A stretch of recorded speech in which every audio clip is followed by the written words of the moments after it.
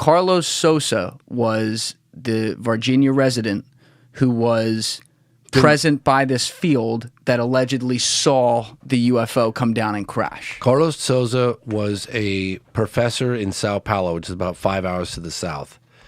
And he was also an ultralight pilot.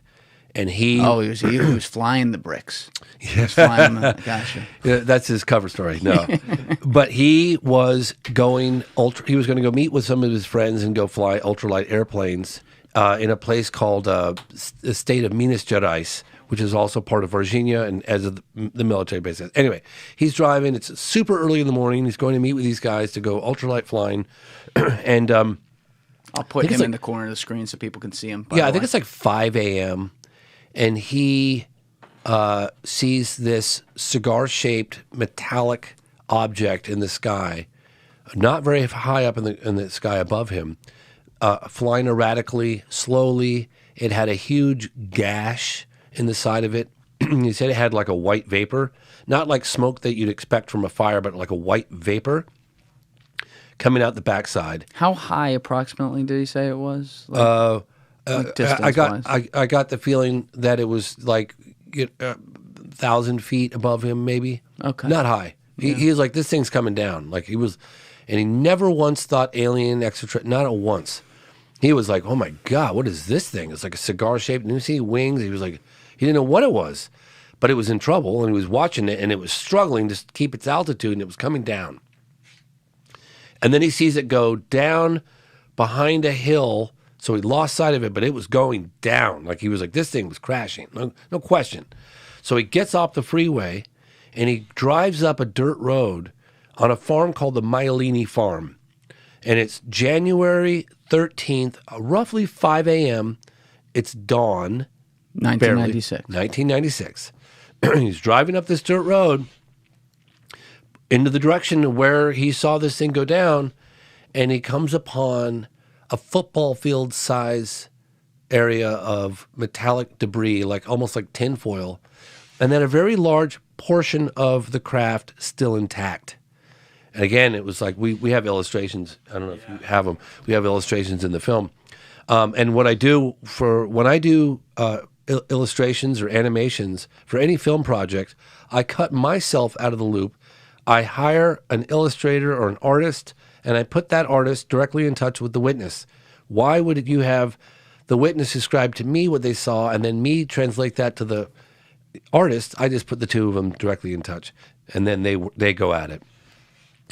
So he sees this field of debris and this large section of the craft still intact. And he described the whole thing when it was in the air about the size of a school bus, like, those big school buses. He gets out of the car and immediately he's overwhelmed with this stench of ammonia and sulfur. He said it was so intense. He grabbed his T-shirt, he pulled it up over his face, and he held it like this, and he was like, "What? What am I? This smell." This is kind of the last thing he's expecting. And he sees this like tinfoil type material, and he goes down and he grabs a piece of it, and he said it was like about this big, and he crumpled it up with his hands, and he said he didn't feel anything, like it wasn't even in his hands. It just was so light. And then he said when he let it go, it regained its shape, and he's like, "What?" He's just to himself, he's like, "What the hell?" And at which point, the opposite direction on the dirt road from where he drove in came these military trucks and jeeps, and I think one of them maybe even an ambulance, and they came in from the opposite direction. How soon? Within minutes. And but he didn't say like it was 45 seconds or something. It was just like within minutes. Within minutes, within minutes. Because I didn't know if like maybe, tinfoil hat on here, they were tracking it, and they're like, "Oh, there it is," and they're already there. You know what I mean? Undoubtedly that's what happened. But in any case, and ultimately he was at gunpoint, told to leave. He didn't see anything. He wasn't supposed to be there. What all these things. So he was like, he thought maybe it was a secret test program, and he witnessed something he shouldn't have witnessed. He was like, fucking left. And he was scared, like, you know.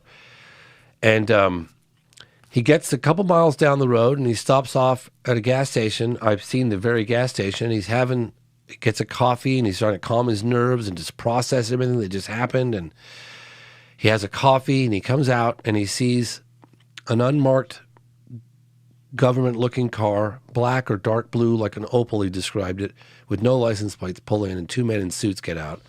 And they came up to him, and they knew his name, they knew his wife's name, they knew where he lived, they knew about his kid, his daughter, and, like, you know, you didn't see anything. And if they you talk were about all what Brazil. They were all Brazilian. My impression was that they were Brazilian, yes. Okay.